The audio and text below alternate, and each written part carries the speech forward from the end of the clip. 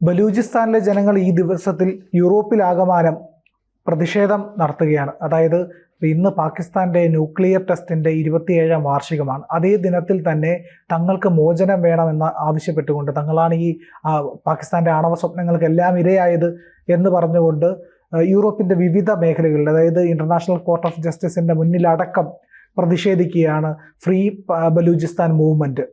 ഈ ബലൂചിസ്ഥാനെ ഇങ്ങനെ പാകിസ്ഥാൻ വലിയ രീതിയിൽ ചൂഷണം ചെയ്യുകയും അവരുടെ നിലനിൽപ്പ് തന്നെ അപകടത്തിലാകുന്ന രീതിയിൽ പോവുകയും ചെയ്തുകൊണ്ടിരിക്കുകയാണ്. വൈകാതെ ബലൂചിസ്ഥാൻ മോചിതമാകില്ലേ?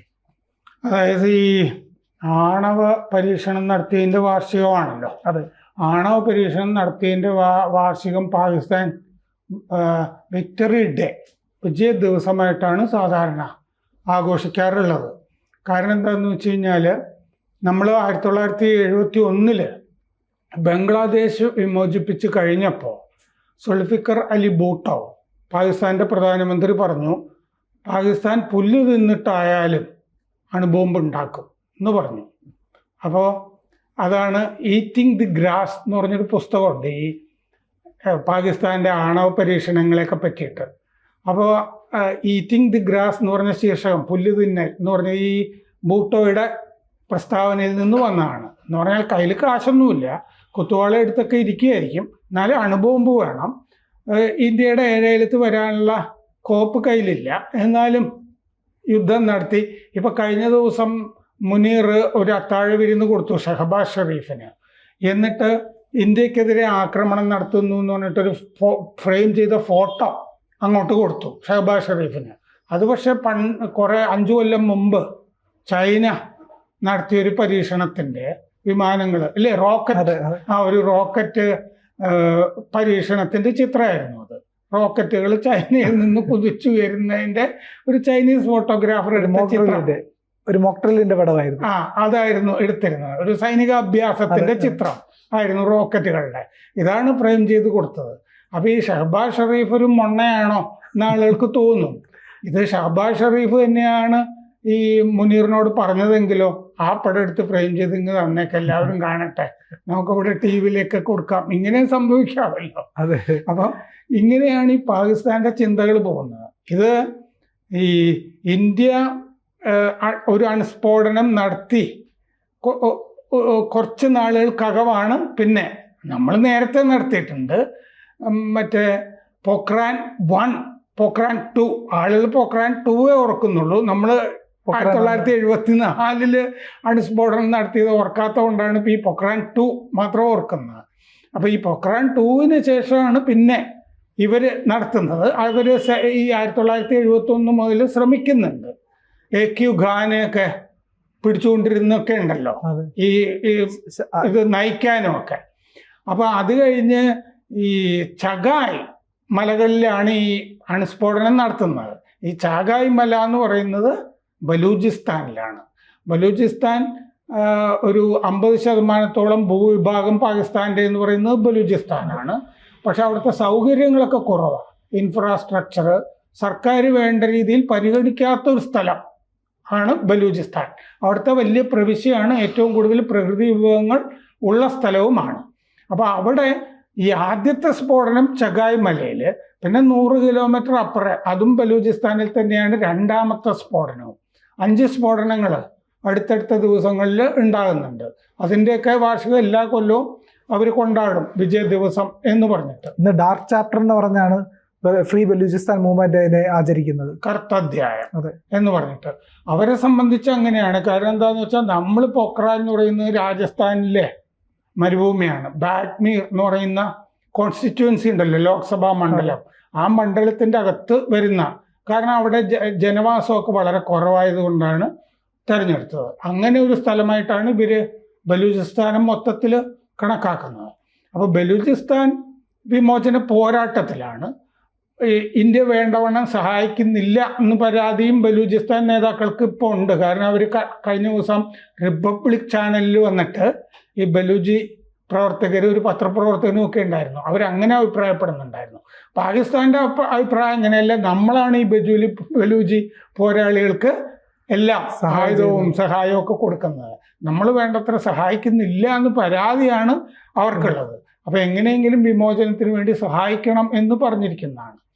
ആ സമയത്താണ് ഇപ്പോൾ പാകിസ്ഥാൻ പഹൽഗാം, അത് കഴിഞ്ഞുള്ള യുദ്ധം, ഇത് കഴിഞ്ഞിട്ട് ഇപ്പോൾ പാകിസ്ഥാൻ പരസ്യമായിട്ട് ഭീകരപ്രവർത്തനം നടത്താൻ പറ്റില്ലല്ലോ, ഭീകരരെ അയക്കാനും പറ്റില്ല.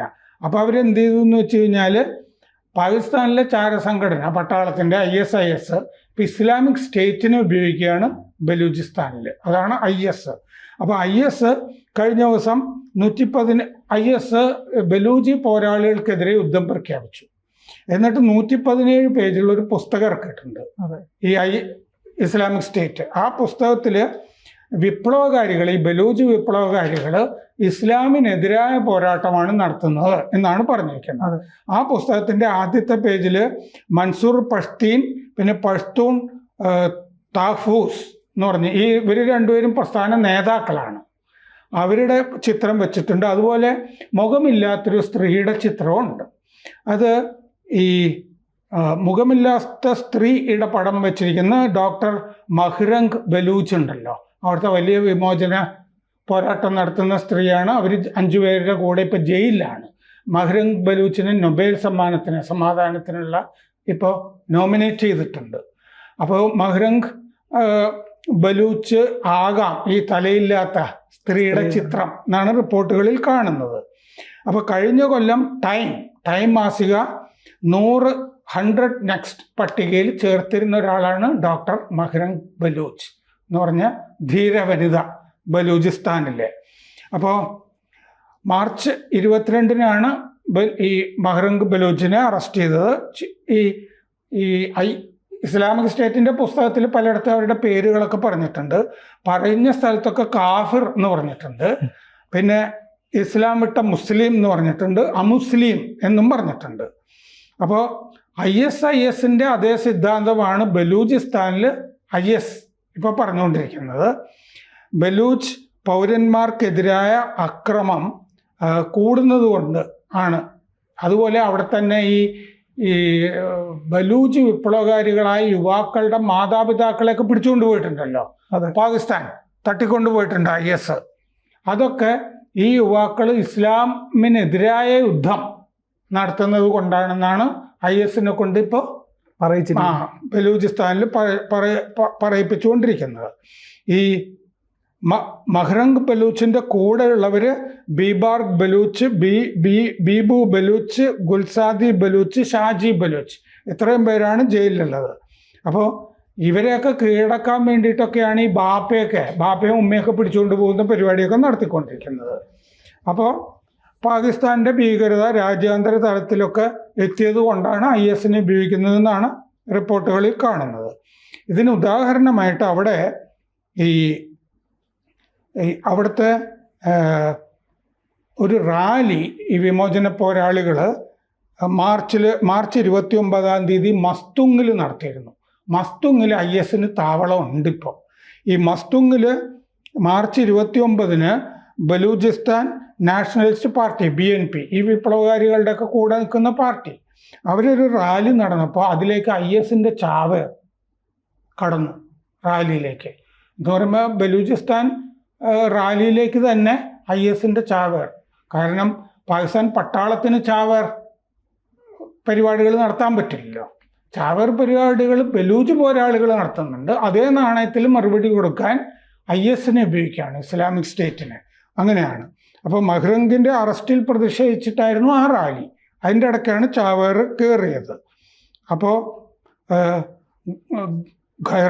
ഖൈറാനിലെ IS ഗ്രൂപ്പിലെ ഒരാളാണ് ഈ ചാവേറായിട്ട് വന്നതെന്നാണ് റിപ്പോർട്ടുകളിൽ പറയുന്നത്. അപ്പോൾ ഇന്ത്യയും ജാഗ്രത പുലർത്തേണ്ട ഒരു സംഗതിയാണ്. ഈ പാകിസ്ഥാൻ ഇപ്പോൾ ഭീകരത പഴയ പോലെ ഉപയോഗിക്കാൻ പറ്റാത്തതുകൊണ്ട്, അതായത് ലഷ്കർ-ഇ-തയ്ബ, ജയ്ഷെ മുഹമ്മദ് ഇതിനെയൊക്കെ ഉപയോഗിക്കാൻ പറ്റാത്തവണ്ണം അവരുടെ താവളങ്ങൾ തകർത്തല്ലോ, എങ്കിൽ പിന്നെ ISനെ എടുക്കാമെന്ന് പറഞ്ഞിരിക്കുകയാണ്. ഇപ്പോൾ കശ്മീരിൻ്റെ പശ്ചാത്തലത്തിൽ ഇപ്പോൾ പാകിസ്ഥാൻ ചാരസംഘടന ISനെ ഉപയോഗിക്കുന്നു എന്നുള്ളത് നമ്മളും ജാഗ്രതയോടുകൂടി കാണേണ്ട ഒരു കാര്യമാണ്. കൂടുതൽ വാർത്തകളും വിശേഷങ്ങളും നിങ്ങളിലേക്ക് എത്താൻ ABC മലയാളം സബ്സ്ക്രൈബ് ചെയ്യുക, ബെൽബട്ടനും അമർത്തുക.